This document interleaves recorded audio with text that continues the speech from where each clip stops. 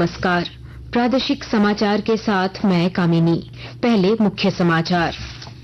मनु भाकर निशानेबाजी प्रतियोगिता में ओलंपिक पदक जीतने वाली पहली भारतीय महिला बनी। झारखंड विधानसभा के मानसून सत्र का आज दूसरा दिन। सदन में पेश होगा चालू वित्तीय वर्ष का पहला अनुपूरक बजट। पाकुड़ में आदिवासी छात्रावास में लाठीचार्ज पर राष्ट्रीय अनुसूचित जनजाति आयोग ने लिया संज्ञान। मुख्य सचिव, डीजीपी, जिले के डीसी और एसपी से 3 दिन में मांगी रिपोर्ट। मुख्यमंत्री हेमंत सोरेन की जमानत को चुनौती देने वाली याचिका पर सुप्रीम कोर्ट में सुनवाई आज। और सावन की दूसरी सोमवारी पर देवघर के बाबा मंदिर समेत राज्य भर के शिवालयों में जलार्पण के लिए उमड़ रही श्रद्धालुओं की भीड़। और अब समाचार विस्तार से। निशानेबाज मनु भाकर ने महिलाओं की 10 मीटर एयर पिस्टल स्पर्धा में कांस्य पदक जीतकर पेरिस ओलंपिक में भारत को पहला पदक दिलाया। निशानेबाजी में भारत को 12 साल बाद पदक मिला है। राष्ट्रपति द्रौपदी मुर्मू और प्रधानमंत्री नरेंद्र मोदी ने मनु भाकर को ओलंपिक में निशानेबाजी में पदक जीतने वाली पहली भारतीय महिला खिलाड़ी बनने पर बधाई दी। राष्ट्रपति ने कहा कि मनु भाकर पर देश को गर्व है। उनकी यह जीत बहुत से खिलाड़ियों को, विशेषकर युवा महिलाओं को प्रेरित करेगी। उन्होंने भविष्य में मनु भाकर को नई ऊंचाइयां छूने की शुभकामना दी। उपराष्ट्रपति ने कहा कि उनकी उपलब्धि से ऐसी अनगिनत लड़कियां प्रेरित होंगी जो ओलंपिक में पदक जीतना चाहती हैं। प्रधानमंत्री नरेंद्र मोदी ने मनु भाकर से फोन पर बात कर उन्हें बधाई दी। मेरी तरफ से बहुत बहुत बधाई है। देखिए, टोक्यो ओलंपिक्स में राइफल ने तेरे साथ दगा कर दिया। हाँ जी। लेकिन इस बार तुमने सारी कमियों को पूरा कर दिया। बिल्कुल सर, अभी और भी मैचेस हैं आगे, तो उनमें भी उम्मीद रहेगी कि अच्छा करूँ मैं। मुझे पक्का विश्वास है आगे की मैचेस बहुत अच्छा करोगी आप। प्रधानमंत्री नरेंद्र मोदी ने मन की बात कार्यक्रम में श्रोताओं से हर घर तिरंगा अभियान में शामिल होने के लिए भी कहा। उन्होंने लोगों को हरघरतिरंगा.com पर तिरंगे के साथ अपनी सेल्फी अपलोड करने के लिए प्रोत्साहित किया।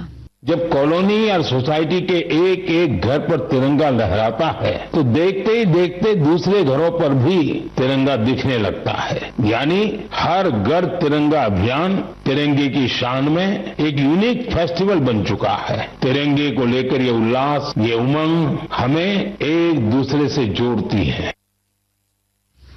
सर्वोच्च न्यायालय अपनी 75वीं वर्षगांठ के उपलक्ष्य में आज से विशेष लोक अदालत सप्ताह आयोजित कर रहा है। आकाशवाणी समाचार से बातचीत में न्यायमूर्ति केवी विश्वनाथन ने बताया कि इस पहल का उद्देश्य न्यायालय के समक्ष लंबित पड़े मामलों को निपटाना है। उन्होंने लोगों से लोक अदालत या जन अदालत का लाभ उठाने की अपील की। न्यायमूर्ति विश्वनाथन ने कहा कि यह पहल विवादों को स्वेच्छा और परस्पर सहमति से निपटाने का अवसर है। उन्होंने कहा कि लोक अदालत न्याय पाने का एक कुशल और सुलभ साधन है।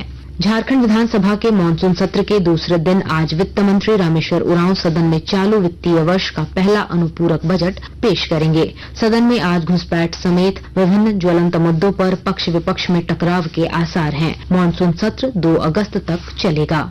नेशनल टेस्टिंग एजेंसी एनटीए ने सामान्य विश्वविद्यालय प्रवेश परीक्षा सीयूईटी यूजी 2024 के परिणामों की घोषणा कर दी है। यह प्रवेश परीक्षा 14,99,000 से अधिक पंजीकृत अभ्यर्थियों के लिए कराई गई थी। यह परीक्षा 15 मई से 29 मई के बीच आयोजित की गई थी। अभ्यर्थियों को और जानकारी के लिए संबंधित विश्वविद्यालयों और संस्थानों के संपर्क में रहने को कहा गया है। केंद्रीय शिक्षा मंत्रालय आज नई दिल्ली के मानेकशॉ सेंटर ऑडिटोरियम में अखिल भारतीय शिक्षा समागम के साथ राष्ट्रीय शिक्षा नीति की 4थी वर्षगांठ मनाएगा। इस अवसर पर शिक्षा मंत्री धर्मेंद्र प्रधान भारतीय भाषाओं के लिए विशेष टेलीविजन चैनल सहित शिक्षा विभाग की कई महत्वपूर्ण पहलों का उद्घाटन भी करेंगे। अखिल भारतीय शिक्षा समागम की संकल्पना एनईपी 2020 के प्रभावी कार्यान्वयन के लिए विभिन्न हितधारकों की प्रतिबद्धता को मजबूत करने के लिए की गई है। इस अवसर पर केंद्रीय शिक्षा मंत्री धर्मेंद्र प्रधान एनईपी 2020 के कार्यान्वयन से जुड़े अपने अनुभव साझा करेंगे। श्री प्रधान विभिन्न भारतीय भाषाओं को सीखने की सुविधा के लिए समर्पित टीवी चैनलों सहित शिक्षा विभाग की कई महत्वपूर्ण पहलों का भी उद्घाटन करेंगे। इसमें स्कूलों में सीखने की प्रक्रिया को मजेदार और तनाव मुक्त बनाने के अंतर्गत 10 बैगलेस डे का कार्यक्रम भी शामिल है। श्री प्रधान भारतीय ज्ञान परंपरा को बढ़ावा देने के लिए कई पुस्तकों और व्याख्यान नोट्स का भी अनावरण करेंगे। आकाशवाणी के ताजा तरीन समाचारों के लिए आप हमारी वेबसाइट newsonair.gov.in पर लॉग ऑन कर सकते हैं। ताजा समाचार X handle @AIR news alerts और Facebook page All India Radio news पर भी उपलब्ध है। अब प्रादेशिक समाचार एकांश के X handle @AIR news _Ranchi और फेसबुक इंस्टाग्राम पेज तथा YouTube channel AIR news Ranchi पर भी हमारे बुलेटिन सुन सकते हैं। प्रादेशिक समाचार आप आकाशवाणी रांची से सुन रहे हैं। राष्ट्रीय अनुसूचित जनजाति आयोग ने पाकुड़ के आदिवासी हॉस्टल में पुलिस और छात्रों के बीच झड़प मामले पर संज्ञान लिया है। आयोग ने नोटिस भेजकर राज्य के मुख्य सचिव और डीजीपी के साथ पाकुड़ के उपायुक्त और पुलिस अधीक्षक से 3 दिनों में जवाब मांगा है। पाकुड़ के कुमार कालिदास मेमोरियल कॉलेज के आदिवासी कल्याण छात्रावास के छात्रों की पिटाई मामले में कार्रवाई हुई है। पुलिस अधीक्षक प्रभात कुमार ने नगर थाना के थानेदार सह पुलिस निरीक्षक अनूप रोशन भिंगरा और पुलिस अवर निरीक्षक नागेंद्र कुमार को कल देर रात लाइन हाजिर किया है। पुलिस अधीक्षक कार्यालय से जारी प्रेस रिलीज के मुताबिक अनुमंडल पुलिस पदाधिकारी दयानंद आजाद द्वारा समर्पित जांच प्रतिवेदन पर दोनों पुलिस पदाधिकारियों पर कार्रवाई की गई है।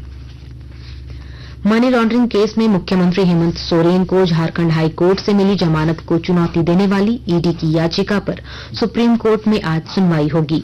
ईडी ने 8 जुलाई को यह याचिका दायर की थी, जो जस्टिस BR गवई और जस्टिस KV विश्वनाथन की बेंच में सुनवाई के लिए सूचीबद्ध है।